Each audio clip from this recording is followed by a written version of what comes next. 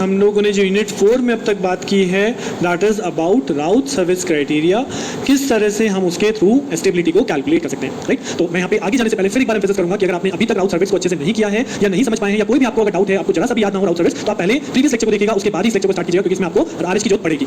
तो in this lecture जो हम स्टार्ट करने जा रहे हैं दैट इज रूट लोकस, और इसे बोलते हैं रूट लोकाई भी बोलते हैं, और बहुत ही इंटरेस्टिंग टॉपिक है मैं सही बताऊं तो। लेकिन इस टॉपिक को बहुत सारे लोग छोड़ के भी चले जाते हैं बिकॉज थोड़ा सा लेंथी आपको लगेगा। First of all first time जब आप समझेंगे तो मे भी थोड़ा सा लेंथी आपको फील होगा, बट यकीन मानिएगा जब आप इसे गो थ्रू कर लेंगे पूरा पूरा, बहुत ही इंटरेस्टिंग और बहुत ही सिंपल आपको लगने वाला है उसके बाद। So what is root locus, introduction क्या है, क्यों बोलते हैं रूट लोकस, क्या है बेसिकली, में कैसे कैसे डिजाइन में करने हैं, what are the design steps, और उसे एक प्रॉब्लम के थ्रू हम पूरा पूरा समझेंगे किस तरह से इसे डिजाइन किया जाता है, राइट। तो चलिए स्टार्ट करते हैं root locus. So as the name define root locus, और जैसे मैंने बताया बोलते हैं रूट लोकाई या रूट पाथ भी बोलते हैं, that means it is a graphical method in which roots of the characteristic equation are plotted in S plane for the different values of parameter. अब कैरेक्टरिस्टिक इक्वेशन क्या है वो आपको पता है, रूट्स कैसे कैलकुलेट करते हैं वो भी मुझे पता है। तो बेसिकली ये है क्या, ये है उन रूट्स का एक ग्राफिकल रिप्रेजेंटेशन कि बेसिकली पोल, अगर मैं कहता हूं पोल मेरा -4 पे है तो यहां से पोल वैरी किस तरह से कर रहा है, किस तरह से वो लास्ट अपनी वैल्यू को चेंज कर रहा है, उसका ग्राफिकल रिप्रेजेंटेशन है, that is called root locus. तो the locus of the root यानी path of the root of the characteristic equation when gain is varied from 0 to infinity is called root locus. अब ये पोल अपनी value को vary कैसे करेगा, जब अभी आपने लास्ट लेक्चर पढ़ा था when the given system has some parameter k, तो जैसे जैसे k वैरी करता है आपके पोल की वैल्यू भी वैरी करेगी, और उस वजह से हमें नई नई लोकेशन मिलती रहती है, उसी को कनेक्ट कर देते हैं, so we will get our root locus. That is the main concept, that is called the graphical method. किस तरह से, मतलब क्यों बोला गया root locus, that is the path of root, right.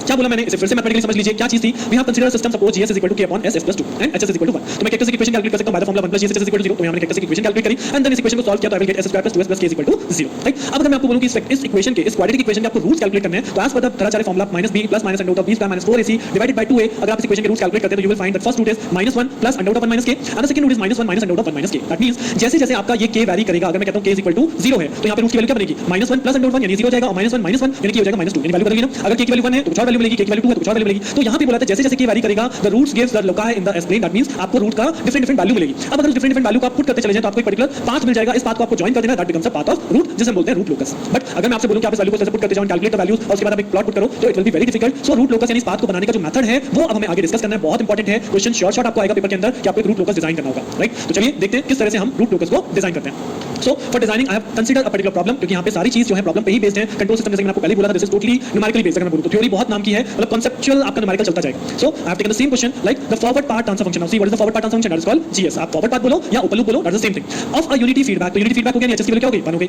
Is given by this one. तो यानी ये वैल्यू मेरी gs की होगी। Now sketch the root locus as k varies from 0 to infinity. जैसे जैसे आपकी k की वैल्यू वैरी कर रही है 0 से इंफिनिटी, उस केस में मुझे अपने रूट लोकस को ड्रा करना है, राइट। सो चलिए स्टार्ट करते हैं। तो सबसे पहला स्टेप जो आपके रूट लोकस में रिक्वायर्ड होता है वो है आपको कैलकुलेट करना है gs * hs की वैल्यू। तो अगर आप gs यहां पे कैलकुलेट करेंगे तो ये बनेगा k / s * s + 4 * s + 5 multiply by 1, that means k * s + s * s + 4 * s + 5। अब इस एक्सप्रेशन से मैं कैलकुलेट करूंगा what are the poles and zeros. तो that means pole zero plot. इसलिए मैंने इस वीडियो के स्टार्टिंग में आपको याद दिलाया था कि how will draw the pole zero plot, because मुझे इस क्वेश्चन में जो ड्राइंग करनी है वो ड्राइंग वही है, पोल जीरो प्लॉट पे ही मुझे आगे ड्राइंग कंस्ट्रक्ट करनी है। सो इसलिए पहला स्टेप है we have to draw the pole zero plot. तो अगर मैं यहां पोल्स कैलकुलेट करूं तो पोल से मेरे पास s = 0, देन s + 4 = 0 करेंगे तो -4 आ जाएगा सेकंड पोल, एंड s + 5 = 0 करेंगे तो -5 आ जाएगा। सो देयर आर 3 पोल्स और उनकी वैल्यू हो गई 0, -4 एंड -5, और ऊपर कोई फैक्टर नहीं है तो इसका मतलब है there are no zeros, right. तो यानी कि मैं यहां पे ऐसे भी रिप्रेजेंट करूंगा आगे चल के कैलकुलेशन में, p = 3 एंड z = 0। z मतलब number of zeros and p = number of poles that are 3। 3 pole हैं बट वैल्यूज क्या है, 0, -4, -5, कंफ्यूज मत होइएगा। 3 पोल हैं, वैल्यूज है 0, -4, -5 और कोई भी 0 नहीं है, z = 0। तो this is the first step. तो चलिए इसको ड्रॉ भी कर लेते हैं। तो ये आपने यहां पे ड्रॉ किया, इसे लेफ्ट हैंड साइड में यहां पे रख रहा हूं मैं, और ये हो गई मेरी real axis, this is called sigma and this is called j omega. और यहां मैं मार्क कर रहा हूं आपको, क्योंकि और ये चीज स्पेशली ध्यान रखिएगा, आपकी कॉपी के अंदर ग्राफ पेपर मिलता है तो ये जो डिजाइन होगा ये ग्राफ पेपर पे होगा, राइट। आपको ग्राफ पेपर पे प्रॉपर स्केलिंग के साथ जाना है। तो ग्राफ पेपर पे आप शो करेंगे सपोज इसे 0, राइट, और उसके बाद यहां पे -1 है, यहां पे सपोज आपका -2 है, यहां पे -3 है, देन -4 है, एंड देन -5 है, -6 है। तो प्रॉपर स्केलिंग के साथ आप इसे डिनोट करेंगे, राइट, क्योंकि आप ग्राफ पेपर पे कंस्ट्रक्ट कर रहे हो। ठीक है, मैं लास्ट में लेक्चर के लास्ट में आपको दिखा भी दूंगा ग्राफ पेपर पे बना हुआ डायग्राम किस तरह शो होता है, राइट। तो चलिए अब इसमें सबसे पहले मार्क करते हैं अपने पोल्स। तो एज पर द क्वेश्चन हमारे पोल्स हैं 0 पे, -4 पे, -5 पे, तो 0 पे मैंने मार्क कर दिया, -4 पे पोल आएगा और -5 पे पोल आएगा रिप्रेजेंटेड बाय क्रॉस, राइट। इतना स्टेप हो गया। अब स्टेप नंबर 2 कहता है mark the path of root locus on real axis, कि आपको अपने रूट का पाथ लोकेट करना है ऑन रियल एक्सिस। क्या मतलब है इसका, कि मुझे ये पता करना है कि ये जो यहां पोल रखा है, ये जो 0 पोल रखा है, ये लेफ्ट हैंड साइड पे चलने वाला है या राइट हैंड साइड पे चलने वाला है, ठीक। दैट मींस कौन सा पाथ वैलिड है, ये उसी डायरेक्शन में मूव करेगा। तो इसमें पाथ वैलिडिटी चेक करता हूं। अब पाथ वैलिडिटी कैसे चेक होती है, बहुत सिंपल सा फंडा है कि अगर मुझे सपोज इस पाथ की वैलिडिटी को चेक करना है, ये 0 के इधर जो पाथ है इस पाथ को चेक करना है, तो आप इस पाथ पे अपने आप को स्टैंड ओवर मान लीजिए कि आप इस पाथ पे हैं। अब अगर आप इस पाथ पे यहां पे हैं और आप इसके राइट साइड में देखेंगे तो क्या इस पोल के राइट साइड में नंबर ऑफ पोल्स कितने हैं, इस पाथ के राइट साइड में नंबर ऑफ पोल्स कितने हैं, तो इसके राइट साइड में नंबर ऑफ पोल्स कितने हैं, 0, और 0 कैसी क्वांटिटी है, इवन क्वांटिटी है, राइट। अब अगर यही सेम चीज मैं आपको बोलूं now stand over this path, ये जो यहां से यहां तक का पाथ है 0 और -4 का, अगर आप इस पाथ पे कहीं पे भी स्टैंड ओवर होंगे और तब अपने राइट हैंड साइड में देखिए कितने नंबर ऑफ पोल्स हैं, तो आप पाएंगे राइट हैंड साइड में नंबर ऑफ पोल्स हैं 1,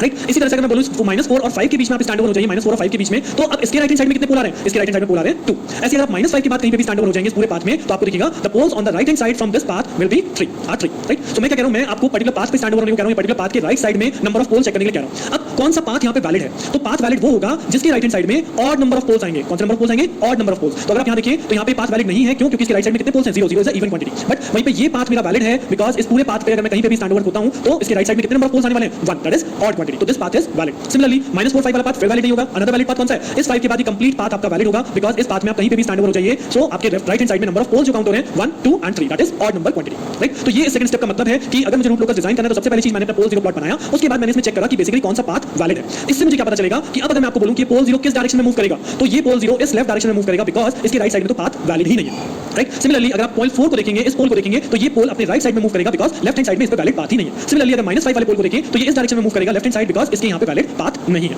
तो this is the step number 2 जिसमें हम बेसिकली चेक करते हैं कौन सा पोल किस तरफ मूव करने वाला है ऑन द रियल एक्सिस, कि वो लेफ्ट में मूव करेगा या राइट में मूव करेगा, राइट? तो आई थिंक ये स्टेप आपको बिल्कुल क्लियर हो गया होगा। अब अगर इस पिक्चर को आप देख पा रहे हो तो ये जो डायग्राम मेरे सामने है, ये डायग्राम मुझे आगे की सारी कहानी खुद ब खुद बताता है। कैसे? अब अगर आप देखो कि ये जो दो पोल्स हैं -4 और 0, ये एक दूसरे की तरफ चल रहे हैं, राइट? एक दूसरे की तरफ मूव कर रहे हैं। तो अगर ये एक दूसरे की तरफ चल रहे हैं तो जाहिर सी बात है कहीं ना कहीं आके ये दोनों एक दूसरे से क्या करेंगे? टकरा जाएंगे, कोलिजन हो जाएगा और कोलिजन के बाद दे विल ब्रेक अवे। यहां पे बुलाते हैं जैसे ही कोलिजन हुआ तो किसी पर्टिकुलर पॉइंट पे कोलाइड करेंगे और उस पर्टिकुलर पॉइंट पे कोलाइड करने के बाद एक पोल ऊपर की तरफ मूव कर जाएगा और दूसरा पोल नीचे की तरफ मूव कर जाएगा। That means this is called break away situation, this is called break away, right? So इसके अंदर हम कैलकुलेशन करेंगे बेसिकली ब्रेक अवे पॉइंट की, कि वो एक्चुअल पॉइंट कहां पे ये दोनों पोल आपस में टकरा रहे हैं, कौन सा पॉइंट है, और उसके बाद ये एक दूसरे से अलग-अलग हो जाएंगे, यानी कि ऊपर नीचे ब्रेक अवे हो जाएंगे, राइट? तो that means I require a break away point calculation. Next, अब अगर आप देखिए जब आप इस सिचुएशन पे पहुंच जाएंगे, ये ब्रेक अवे हो गए, सो ब्रेक अवे होने के बाद एक्चुअली ये पोल जाएंगे कहां पे? एक्चुअली जो पोल है ये स्टार्ट हो गए यहां से, बट ये एंड कहां पे होंगे? तो ये पोल हमेशा शुरू जो होता है वो यहां से पोल से तो शुरू हुआ, पर्टिकुलर पॉइंट से शुरू हुआ, बट इसको एंड करने के दो मेथड, दो जगह होती है। एक या तो पोल से स्टार्ट होकर 0 में जाके एंड हो जाता है, 0, लेकिन सिस्टम में कोई 0 है नहीं। दूसरा, अगर 0 नहीं है तो that pole will goes to infinity, that pole will goes to infinity. तो या तो पोल 0 पे जाके टर्मिनेट होगा या फिर पोल इंफिनिटी पे जाएगा। अब इस सिस्टम में क्योंकि कोई 0 तो है नहीं, तो तीनों के तीनों पोल कहां जाके टर्मिनेट होने वाले हैं? तीनों के तीनों पोल आपके इंफिनिटी पे जाके टर्मिनेट होने वाले हैं। और इसी चीज को मैं बोलता हूं स्टेप नंबर 3, कि आपको ये कैलकुलेट करना हो what are the number of root loci, that means compute how many roots और poles are terminate at infinity और एट 0। तो इसका क्वेश्चन का आंसर होता है n = p - z। अभी मैंने आपको थोड़ी देर पहले बताया था p represent number of poles, तो यहां पे नंबर ऑफ पोल्स है 3 and z = 0, that is number of zeros, तो यानी कि आंसर हो गया 3। तो इसका मतलब है कि तीनों के तीनों पोल मेरे इनफाइनाइट पे जाके टर्मिनेट होने वाले हैं, कोई भी ऐसा पोल नहीं है जो कि सिस्टम में 0 पे जाके टर्मिनेट हो,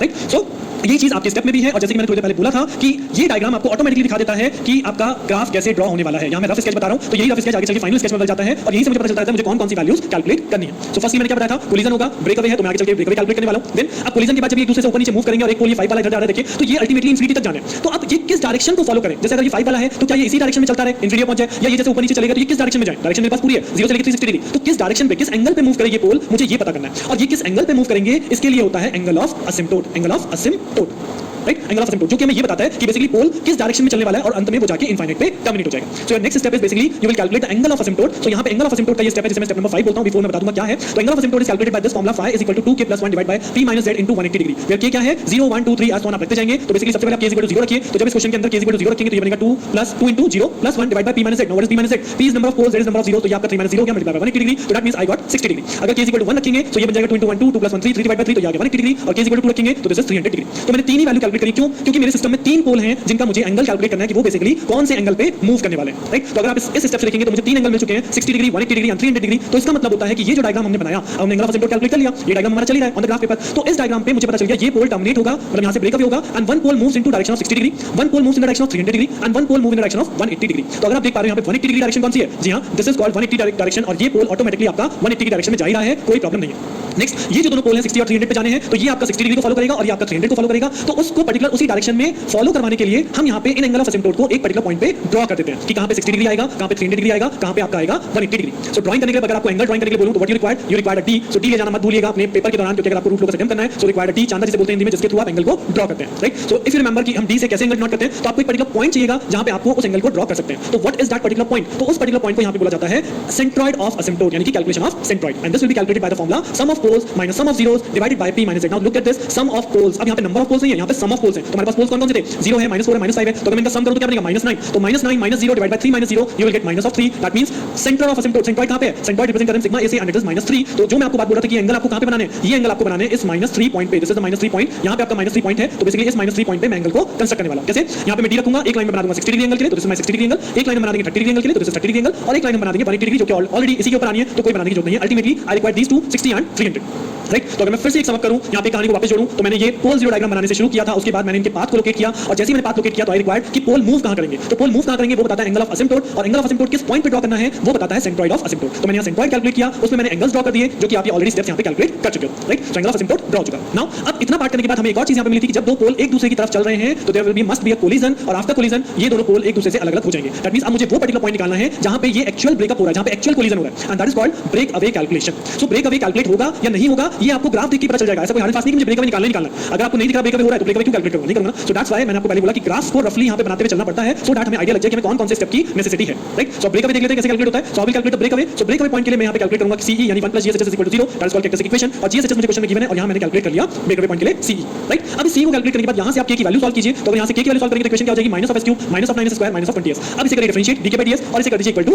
0, राइट। और जो इक्वेशन आप करेंगे इक्वल टू 0, इस इक्वेशन के आपको सॉल्व करना है। अब जैसे यहां पे क्वाड्रेटिक इक्वेशन बन रही है, आप अपना कैलकुलेटर यूज कर सकते हैं। मैं आपको रेफर करूंगा 100 ms मिनिमम कैलकुलेटर लेके जाइएगा, सो दैट आप इस इक्वेशन के रूट्स यहां पे कैलकुलेट कर सके यूजिंग कैलकुलेटर, क्योंकि वैसे ही लंबी टेक्निक है। अगर आप यहां पे मैनुअली से कैलकुलेट करेंगे तो मे बी अभी क्वाड्रेटिक इक्वेशन आप मैनुअली कैलकुलेट कर जाएं, बट आगे के क्वेश्चन आप देखेंगे यहां पे जरूरी क्वाड्रेटिक इक्वेशन में यहां पे क्यूबिक इक्वेशन भी बन सकती है। तो जैसे क्यूबिक इक्वेशन फिर उसके 3 रूट होंगे तो 100 ms कैलकुलेटर सफिशिएंट है जो आपके वो रूट्स कैलकुलेट कर सकता है, राइट। सो कैलकुलेटर चलाइए, कैलकुलेटर चला के रूट्स कैलकुलेट कर लीजिए। So now I will get the two values from this equation, one said -1.47 and another said -4.52। That means कि मुझे दो ब्रेक अवे पॉइंट मिल रहे हैं -1.47 एंड -4.52। तो अब मुझे चेक ये करना है कि इनमें से बेसिकली वैलिड कौन सा है, इनमें से बेसिकली वैलिड कौन सा है। तो कैसे चेक करूं? सो अगेन आपने डायग्राम पे आइए, डायग्राम कहता है -1.45 -1.45 का होगा, -1.45 कहीं ना कहीं यहां पे लाई करेगा, सपोज दिस इज -1.4, और -4.5 जो हमारा है वो कहीं यहां पे लाई करेगा। तो जो ब्रेक अवे पॉइंट उस पाथ पे आ रहा है जो बेसिकली वैलिड नहीं है, तो ये ब्रेक अवे वैलिड कैसे हो सकता है? ये ब्रेक अवे वैलिड नहीं होगा, राइट। तो कौन सा ब्रेक अवे वैलिड होगा? जो वैलिड पाथ पे आ रहा है वही ब्रेक अवे मेरा वैलिड होगा, यानी कि -1.4 जो हमने कैलकुलेट किया है, this break away is valid and this is not valid, right. So that means कि आपके ग्राफ में ये जो मैं यहां पे दिखा रहा था कि ये चीज यहां से ब्रेक अवे होगा, तो ये एक्चुअली आपको यहां पे शो करना है एट दिस पॉइंट कि इस पॉइंट पे ब्रेक अवे होगा और एक पोल ऊपर चला जाएगा और एक पोल आपका नीचे चला जाएगा, राइट। तो अब ये चीज आपकी एक्चुअल आ गई, जो चीज मैं आपको पहले समझाना चाहता था कि ब्रेक अवे तो होगा, बट वो ब्रेक अवे इस एक्चुअल पॉइंट पे होगा, this is -1.47, this is called break away point. And after break away अब क्या हो रहा है? अब एक पोल आपका 180 की डायरेक्शन में, ये तो चला गया, ये पोल आपका ब्रेक अवे हुआ, इसे जाना है 60 की डायरेक्शन में, तो ये थोड़ा सा आपको फ्री हैंड बनाना है, और फ्री हैंड बनाने के बाद आप इस 60 डिग्री की लाइन जो आपने अपनी डी से प्रॉपर स्केलिंग का यूज करके जो बनाई हुई है उसी की डायरेक्शन में इसे टर्न कर देना है। आगे जाके ये भी आप स्केल से इस तरह से स्ट्रेट फॉरवर्ड बना सकते हो, राइट। तो अभी फिलहाल फ्री हैंड चलना है, अभी फ्री हैंड चलना है क्योंकि अभी एक कैलकुलेशन और बची है, वो क्या बची है वो मैं बताने जा रहा हूं। अब जब आप इसे फ्री हैंड बना रहे हैं, आपने बोला इसे 60 डिग्री की डायरेक्शन में मूव करा दीजिए, राइट। तो जब मैं इसे 60 डिग्री की डायरेक्शन में मूव करा रहा हूं, तो जैसे मैंने यहां पे बनाया तो आपने देखा कि मेरा ये जो ग्राफ है ये कहीं ना कहीं इस जियोमेट्रिक एक्सिस को कट करेगा नहीं करेगा।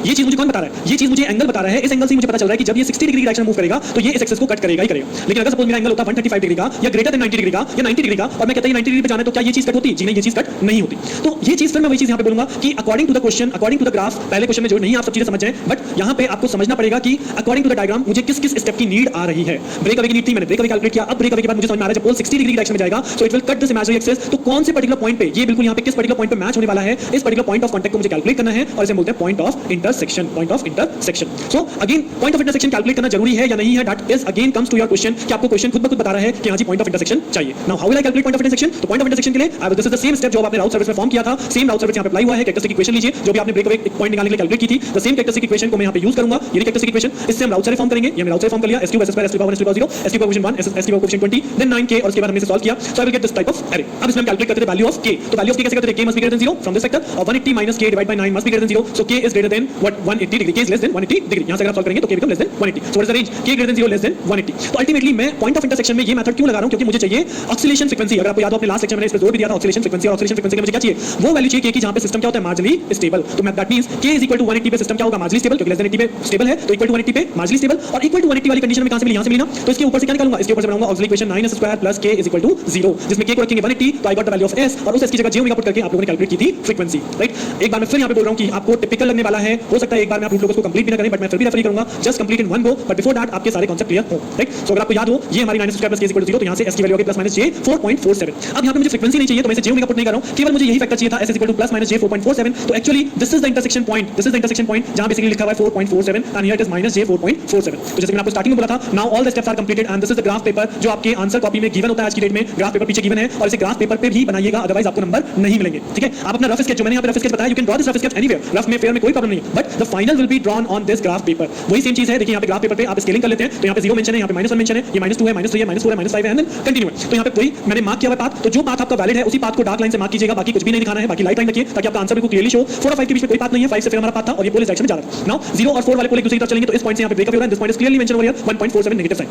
राइट। असिम्प्टोट ड्रॉ करना है, असिम्प्टोट ड्रॉ करने के लिए सेंट्रोइड चाहिए, तो this is the centroid at -3। यहां से क्लियरली देखिए डी का यूज करके इन्होंने एंगल मार्क किए हैं, तो 60 डिग्री, 300 डिग्री, 180 डिग्री, और फिर जैसे कि मैंने यहां से बताया, जैसे आप यहां से ब्रेक अवे करेंगे तो ये पोल इस 60 डिग्री की डायरेक्शन में अपने आप को बेंड कर लेता है, 60 डिग्री डायरेक्शन को फॉलो करेगा। और इसको आपको कैसे मीट कराना है, अब आपको पॉइंट ऑफ इंटरसेक्शन चाहिए, तो इसे यहां से स्टार्ट करते हुए पॉइंट ऑफ इंटरसेक्शन पे मीट करा दीजिए, बट मतलब इसे बेंड इस तरह से रखिएगा कि आपके 60 डिग्री को भी फॉलो करे, राइट। तो इस पॉइंट पे बेंड होने के बाद आप फर्दर ये जो पोल है ये 60 डिग्री की डायरेक्शन को फाइंड आउट, मतलब 60 डिग्री की डायरेक्शन के साथ आगे बढ़ रहा है, it will goes up to infinity. And the similar case, ये आपका जो नीचे वाला पार्ट है, this is the same manner, ये आपका बनेगा बिल्कुल मिरर इमेज, जैसे आपने ऊपर वाला बनाया बिल्कुल same to same mirror image बना दीजिए, और ये -4.47 के बाद ये इस 300 डिग्री की डायरेक्शन को फॉलो करेगा, राइट। सो रूट लोकस बहुत इंटरेस्टिंग है, अगर आपको भी फर्स्ट टाइम मैं फिर कह रहा हूं लगा होगा बहुत टिपिकल, नो डाउट टिपिकल लगता है, बट अगर आप इस पे एक दो क्वेश्चन या इसी क्वेश्चन की दोबारा से प्रैक्टिस करेंगे ना, इसी क्वेश्चन को दोबारा से सुनेंगे, आपको बहुत इजी लगने वाला है। जो मैंने पहले स्टेप में बोला कि once you draw the rough pole zero plot, तभी आपको दिखाई देने लग जाता है कि बेसिकली सारा का सारा रूट लोकस कैसे बनने वाला है। ब्रेक अवे है या नहीं है, कहां पे होगा उसको कैलकुलेट कीजिए। ब्रेक अवे के बाद एंगल ऑफ असिम्प्टोट आपको बताता है कि अगर ये इसको क्रॉस करेगा तो I need a point of intersection, तो पॉइंट ऑफ इंटरसेक्शन कैलकुलेट करना है। एंगल ऑफ असिम्प्टोट को ड्रॉ करने के लिए सेंट्रोइड चाहिए, तो सेंट्रोइड कैलकुलेट करना है। तो सारी चीजें आपको इसी ग्राफ में देख के याद आ जाती हैं, कोई डिजाइन स्टेप मुझे अलग से याद नहीं रखना होता, दैट्स इट। तो इसी के साथ यहां पे मैं इस क्वेश्चन को वाइंड अप करता हूं।